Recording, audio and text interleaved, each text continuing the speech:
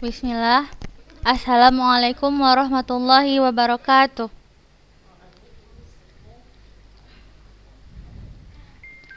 Innal hamdalillah nahmaduhu wa nasta'inuhu wa nastaghfiruh wa na'udzu billahi min syururi anfusina wa min sayyiati a'malina.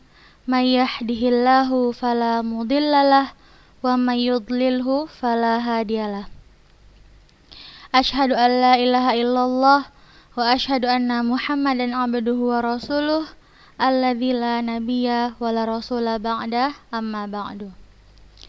Kaifa halukunna ya akhwati? Apa kabar anak-anak ustazah semuanya? Ustazah harap semoga antunna dan keluarga semuanya diberikan kesehatan di masa pandemi kita yang kedua ini.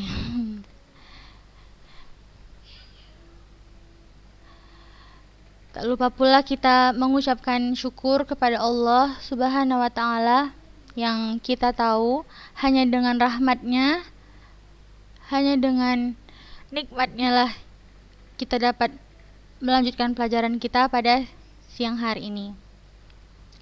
Semoga Allah ganti semangat kita, ganti kerja keras kita dalam menuntut ilmu dengan pahala yang besar di sisinya. Amin. Amin ya rabbal alamin. Sebelum kita masuk ke pelajaran kita di semester 2 ini, Ustazah mau rewind. Kembali sedikit murajaah yang udah pernah kita pelajari di semester 1. Ustazah mau tanya, gimana hasil ujian dari Antuna semua?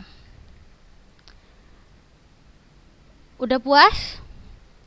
Kalau yang masih rendah, bertekad di dalam diri kita, semester ini kita nggak boleh lagi malas-malasan.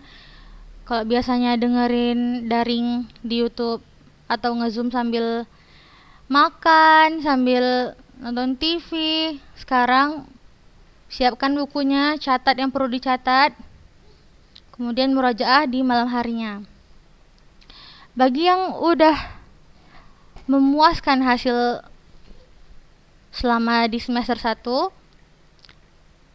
berarti cara belajar Antuna sudah pas, tinggal di istiqomahkan lagi. Biasanya memang setiap malam itu kembali murajaah pelajaran yang tadi pagi, berarti buat lagi kayak gitu di semester ini. Dan untuk yang jarang ngumpul tugas nih, tolong kumpulkan tugasnya, karena bukan untuk ustazah nilai Antuna itu, untuk Antuna sendiri. Kan gak enak kalau teman-temannya nilainya ada tapi nilai Antuna kosong, ya kan? Dan yang lebih parahnya lagi, belum ngumpul tugas tapi dia udah checklist di namanya. Siapa itu? Sudah tunggu tugasnya yang kemarin itu ya. Pokoknya bagi anak-anak ustazah ini yang belum mengumpulkan yang ustazah suruh kumpulkan, dikumpulkan sekarang. Ustazah tunggu juga sampai besok.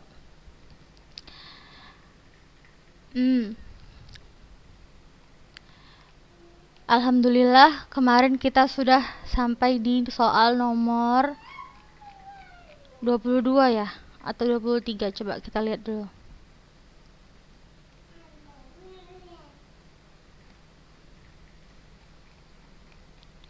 Nomor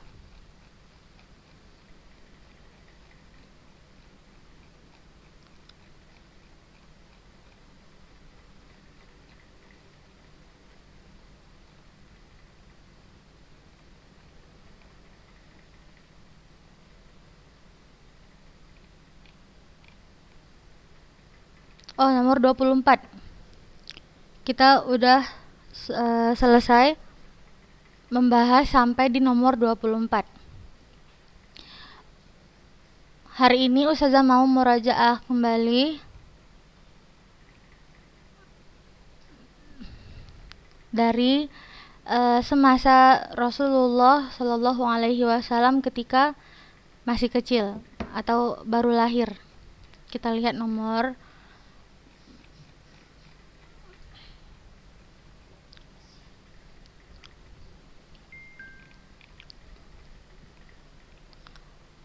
4. Ayo kita baca soalnya sama-sama. Mata kana mauliduhu, hunya kembali kepada Rasulullah. Mata kana mauliduhu, kapan Rasulullah Shallallahu Alaihi Wasallam lahir? Jim, jawabannya kana mauliduhu Shallallahu Alaihi Wasallam amal fil ithnaini thaniya asyara min syahri Rabi'in al-awwal. Rasulullah Shallallahu Alaihi Wasallam lahir amal fil, tahun gajah, fil itsnaini thaniya asyara, pada hari Senin tanggal 12 min syahri Rabi'in awal, dari bulan Rabiul Awal. Jadi Rasulullah Shallallahu Alaihi Wasallam lahir pada hari Senin tanggal 12 Rabiul Awal tahun gajah.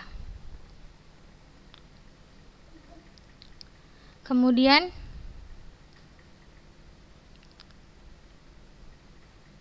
kita akan membahas tentang pembelahan dada Rasulullah. Kita lihat di nomor 6.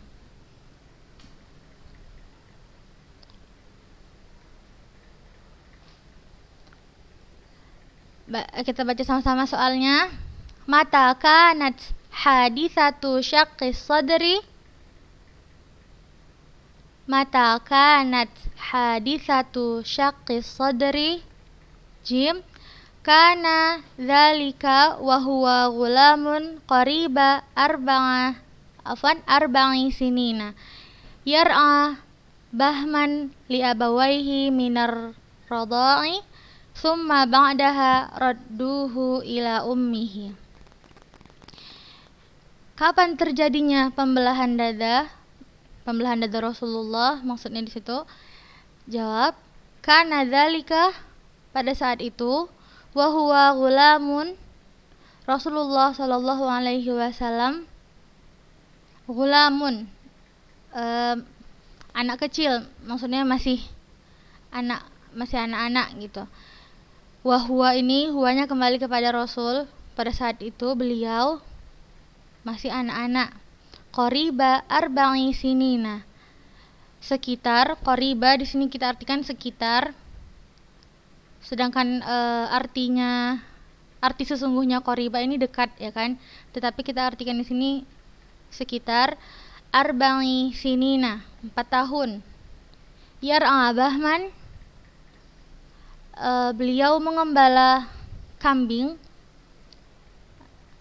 Li abawaihi, untuk keluarga ayahnya gitu, kakeknya. Minar radha'i thumma ba'daha radduhu ila ummihi. Kemudian terjadilah proses pembelahan dada dan dikembalikan kepada ibunya. Maksudnya di sini Jibril, malaikat Jibril alaihi salam mengembalikan kepada ibu Rasulullah. Di sini sudah ada kisahnya, sudah bacakan.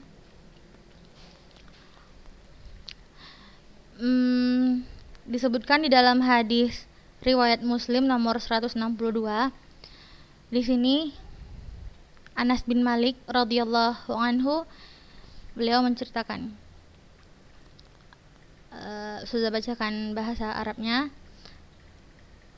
Anna Rasulullah sallallahu alaihi wasallam atahu Jibrilu sallallahu alaihi wasallam wa huwa yal'abu ma'al ghilmani fa'akhdahu fasara'ahu fashaqqa an qablihi fastakhrajal qalba fastakhraja minhu 'alaqatan faqala hadza hazzun asyaitani hadza hazzun asyaitani minka thumma ghasalahu fi tastin min zahabin bima'i zamzam summa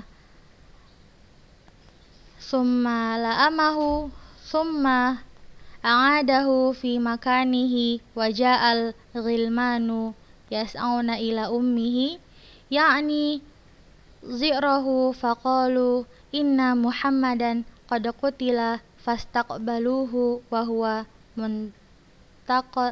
huwa muntaqi'ul launi. Qala Anas wa qad kuntu ar'i athara dzalik al-mikhyati fi sadrihi. Artinya di sini Rasulullah Shallallahu Alaihi Wasallam didatangi malaikat Jibril ketika beliau Shallallahu Alaihi Wasallam sedang bermain dengan beberapa anak. Jibril kemudian menangkapnya, kemudian menelentangkannya, dan Jibril membelah dada beliau. Jibril mengeluarkan hatinya dan mengeluarkan dari hati beliau segumpal darah beku sambil mengatakan, ini adalah bagian setan darimu. Hadza hazzun asyaitani minka. Kemudian Jibril mencucinya dalam wadah yang terbuat dari emas dengan air zam-zam, lalu ditumpuk kemudian dikembalikan ke tempatnya.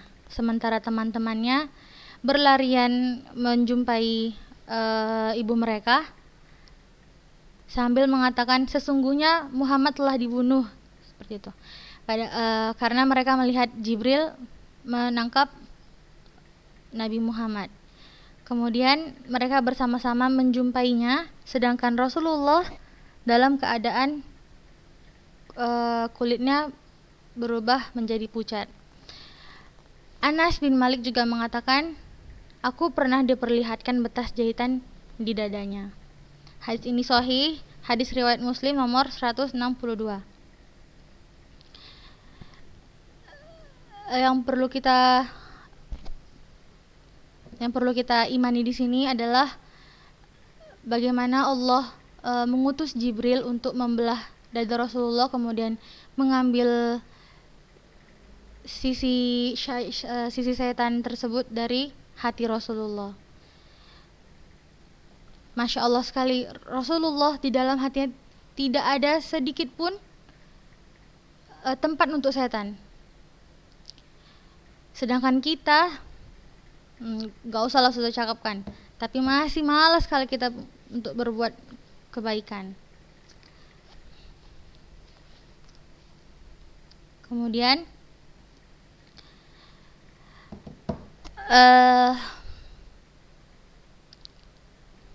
kita lihat lagi, kita merujuk lagi di soal ini nomor 7. Mata tufiyat ummuhu wa man kafalahu ba'daha. Mata tufiyat ummuhu wa man kafalahu ba'daha.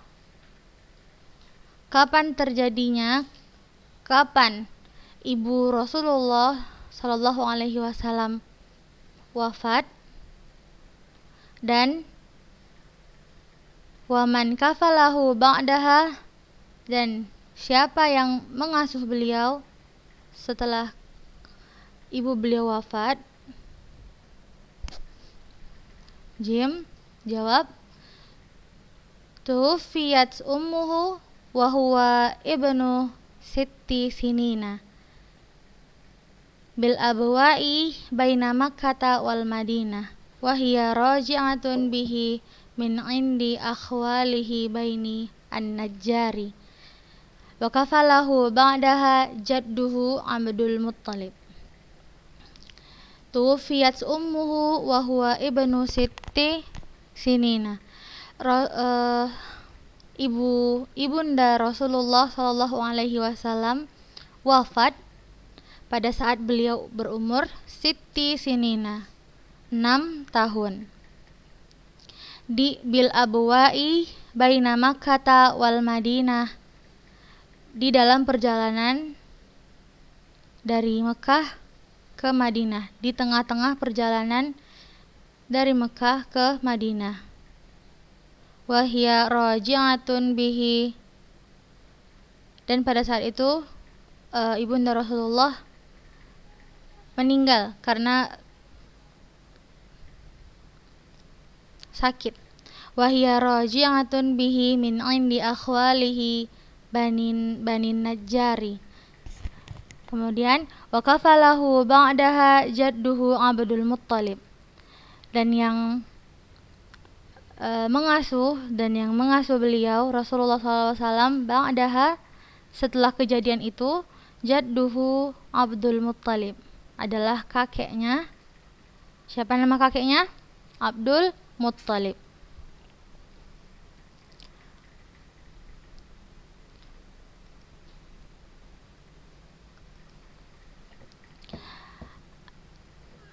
Ada nggak dari Antuna yang bertanya-tanya, untuk apa sih Ustazah kita pelajari tarikh ini?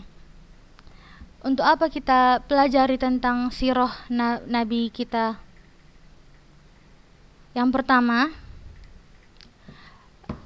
pedoman hidup kita, pedoman umat Islam di muka bumi ini, di dunia ini, ada 2, ya kan? Kita sepakat pedoman hidup kita, pedoman hidup umat manusia di dunia ini ada 2. Yang pertama Al-Quran, kemudian yang kedua hadis. Hadis itu pengertiannya apa-apa yang dikatakan oleh Rasulullah, apa-apa yang sifat Rasulullah dan perbuatan Rasulullah. Nah, di tarikh ini kita mempelajari tentang kehidupan Rasulullah, kehidupan sahabat Rasulullah. Kita pelajari tentang sifat-sifat Rasulullah, apa-apa saja yang Rasulullah pernah lakukan di zaman beliau, agar kita tahu tuntunan kita, siapa yang kita ikuti gitu. Nah, jadi Ustazah rasa Antuna adalah orang-orang yang Masya Allah, diberikan Allah kesempatan untuk belajar tarikh seperti ini. Jadi harus semangat. Jangan karena tarikh ini kisah gitu, cerita, jadi Antuna lemas gitu. Antuna harus semangat. Yang Antuna nggak tahu katanya, kata-kata yang masih asing di telinga Antuna atau di mata Antuna, misalnya kafalahu ini, Antuna tulis di buku. Kemudian Antuna tulis artinya juga. Kafalahu artinya mengasuh beliau gitu. Antuna tulis. Yang udah tahu artinya nggak usah ditulis lagi. Jadi lebih terlatih gitu. Waman kafalahu. Wa artinya dan. Man artinya siapa gitu. Jadi nggak usah ditulis lagi supaya Antuna lebih ingat.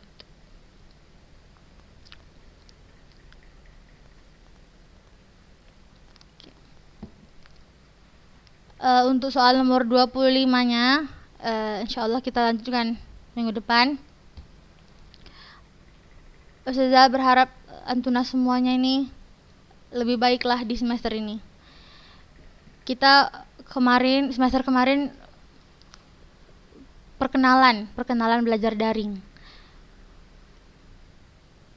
Jadi di semester ini kita udah tahu apa kunci-kuncinya kalau kita mau belajar daring.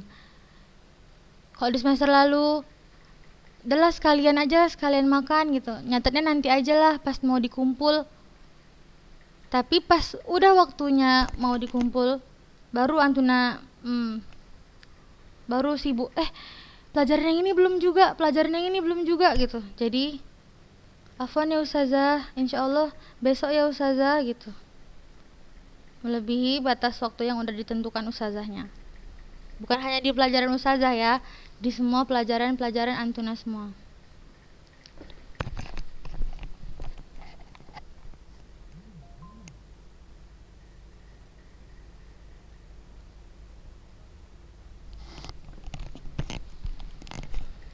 Ustazah mau kasih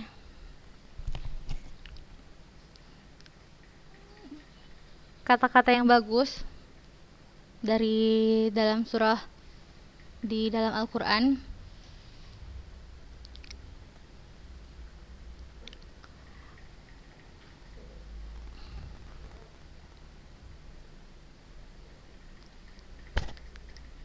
Quran surah Al-Mujadilah. Allah akan mengangkat derajat orang-orang yang beriman dan orang-orang yang berilmu di antara kamu sekalian. Pernah nggak Antuna lihat ada dosen misalnya. Dosen ini pengusaha ini banyak uangnya, kaya raya dia misalnya kan. Dia berusaha untuk mencapai ke pengusaha itu sampai S2 gitu, S3 gitu. Sedangkan penuntut ilmu misalnya dia lulusan pesantren gitu atau sekolah Islam, yang dibutuhkan misalnya di Arab sana untuk jadi mutoif itu kayak get gitu. Yang dibutuhkan untuk untuk apa gimana bilangnya, tour guide gitu, untuk bawa orang Indonesia untuk menunjukkan di sini makam Rasul, di sini kuburan Khadijah, atau di sini itu pintu 1 di Masjidil Nabawi gitu. Yang dibutuhkan malah orang-orang yang berilmu seperti orang-orang yang belajar ilmu agama gitu. Pengusaha itu mungkin banyak memang uangnya, tapi yang dipilih Allah untuk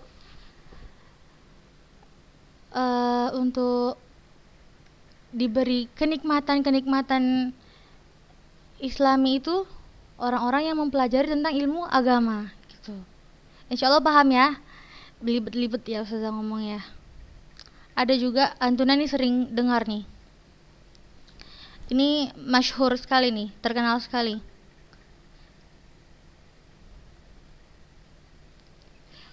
Kata-katanya Imam Syafi'i, barang siapa yang belum pernah merasakan pahitnya menuntut ilmu walau sesaat, maka ia akan menelan hinanya kebodohan sepanjang hidupnya.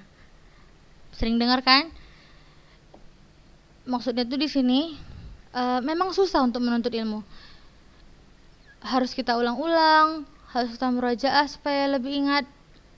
Tapi jika kita tidak melakukan itu, jika kita sepele, maka kita akan merasakan hinanya kebodohan.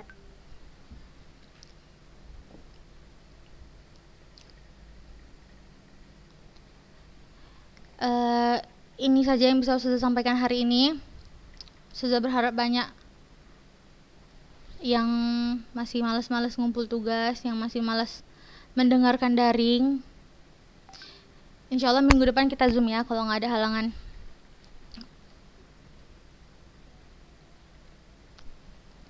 Yang masih malas-malas daring, yang buka daringnya sambil makan, ini berdasarkan kejadian nyata ini ya kan. Ustazah juga banyaklah Ustazah lihat seperti itu. Menuntut ilmu itu juga ibadah. Jadi kita mengharapkan pahala aja sama Allah. Capek kita ditulis pahala di sisi Allah. Jika ada yang belum jelas, boleh tanya ke WA Ustazah. Ini bagi yang belum ngumpul tugas, tolonglah kirim ke Ustazah ya. Ustazah tunggu sampai besok. Atau mau Ustazah sebutkan namanya di sini?